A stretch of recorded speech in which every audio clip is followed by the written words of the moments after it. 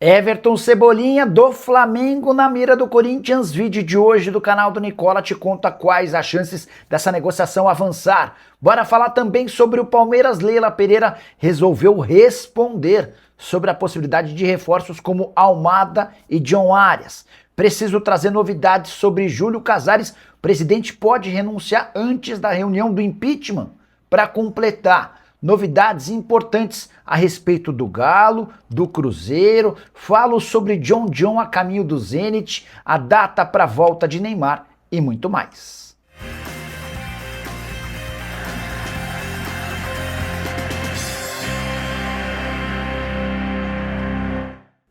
Fala aí pessoal, sou Jorge Nicola, bem-vindos a mais um vídeo do canal, sempre bom ter vocês por aqui, sem perder tempo pedir para deixar like, se inscrever no canal e ativar as notificações. Bora direto pro giro de notícias. Antes só pedir para você fazer parte do meu grupo do Telegram, por lá dicas gratuitas e diárias para você se dar bem na hora da sua fezinha esportiva. Para participar é só clicar no link do comentário fixo ou da descrição do vídeo. Vai ser direcionado pro meu grupo do Telegram, passa a me seguir e já recebe todas as sugestões. Combinado? Bora começar o vídeo para falar sobre um novo prazo para a volta de Neymar.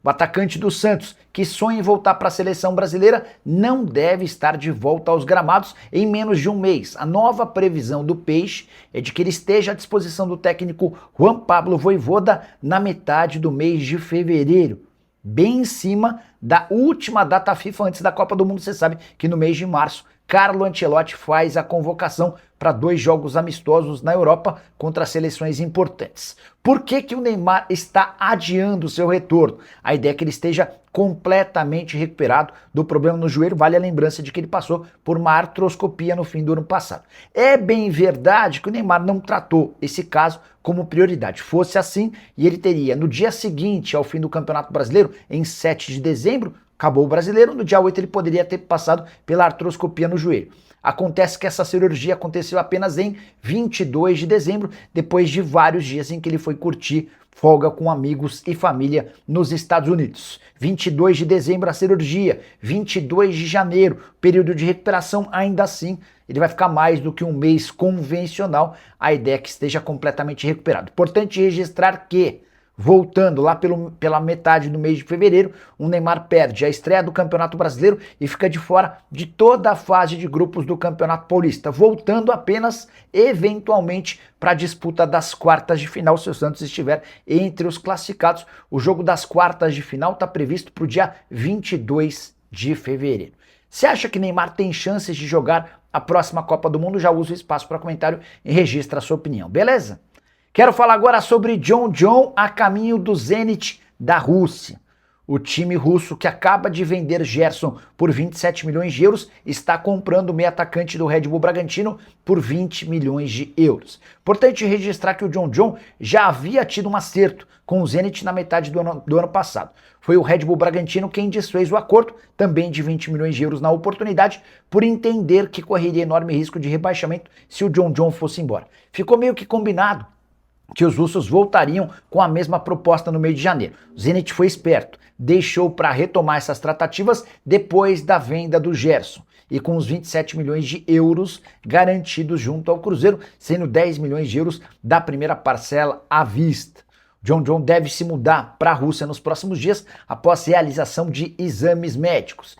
E o Red Bull Bragantino já encontrou inclusive um substituto para o ex-meio atacante do Palmeiras. Trata-se de Wallace Ian, meio atacante do Fla, que não tem conseguido jogar tão bem sob o comando de Felipe Luiz, inclusive esteve na derrota por 2-1 do Flamengo para o Bangu. O Flamengo jogou com um time bastante mexido, formado por vários garotos. O Bangu venceu o Flamengo, o que não acontecia há muito tempo, desde a década, só para vocês entenderem, a última vez que o Bangu havia vencido o Flamengo, o Brasil não havia conquistado o Penta, o Brasil ainda era tetra. E o negócio entre Flamengo e Red Bull Bragantino está fechado por 10 milhões de euros. Quero falar agora sobre o Cruzeiro para contar que as 3 metas estabelecidas para o início de 2026 já foram alcançadas com menos de 15 dias. No dia 30 de dezembro, eu estava passando um período de descanso com a família em Itu, quando conversei por telefone com um dirigente importante do Cruzeiro. E esse dirigente me contou que o Cruzeiro tinha 3 objetivos muito definidos para esse início de 2026. O primeiro deles, renovar o contrato com o Matheus Pereira. Esse acordo está fechado, apalavrado, e o Matheus Pereira ficará. Existia uma enorme preocupação com a possibilidade de perder o Matheus Pereira em junho, quando acaba seu contrato, que causaria um prejuízo esportivo e financeiro. Segundo objetivo alcançado, a contratação de Gerson. No dia 30 de dezembro ainda era uma negociação nebulosa, até porque o Zenit, dono dos direitos econômicos, mudava a todo instante as condições do negócio. No fim das contas, o Cruzeiro pagou 27 milhões de euros fixos na maior contratação da história do futebol brasileiro. Terceiro objetivo alcançado pelo Cruzeiro nesse início de 2026, a manutenção de Caio Jorge. O Cruzeiro resistiu, mesmo diante de uma proposta de 35 milhões de euros do Flamengo. E ainda conseguiu a prorrogação do contrato do Caio Jorge, vínculo que ia até 2028, foi ampliado até 2030 com um belo reajuste salarial de quebra. O Cruzeiro ainda conseguiu manter o Jonathan Jesus a pedido do técnico Tite. O Jonathan Jesus poderia ter sido envolvido na negociação com o Zenit, mas o Cruzeiro entendeu que era melhor manter um zagueiro de enorme capacidade de futuro do que vendê-lo e ter de procurar outro no mercado. E você, torcedor do Cruzeiro, qual o seu grau de animação para a temporada de 2026 depois dessas novidades? Hora de falar sobre o Clube Atlético Mineiro e a mais um time brasileiro cobrando publicamente uma dívida do Galo. Trata-se do Remo, que afirma que o Atlético não repassou os 572 mil reais a que o Remo teria direito na negociação do Rony. Só para lembrar, Rony foi comprado pelo Atlético Mineiro por 6 milhões e meio de euros. E o mecanismo de solidariedade, uma cláusula criada pela FIFA, estabelece que os times formadores recebam um percentual em cada negociação dos atletas. Pois bem, o Remo assegura que tem direito a esse mais de meio milhão de reais e que o Atlético ainda não pagou. O problema é que o Remo está longe de ser o único que cobra dinheiro do Atlético. O Botafogo, por exemplo, ainda tem dinheiro a receber do Júnior Santos. Cuiabá cansou de reclamar publicamente das dívidas relacionadas a Daverson. Agora, o caso virou alvo de um debate na CNRD, a Câmara Nacional de Resolução e Disputas. Corinthians ainda tem dinheiro a receber pelo pelo Fausto Vera.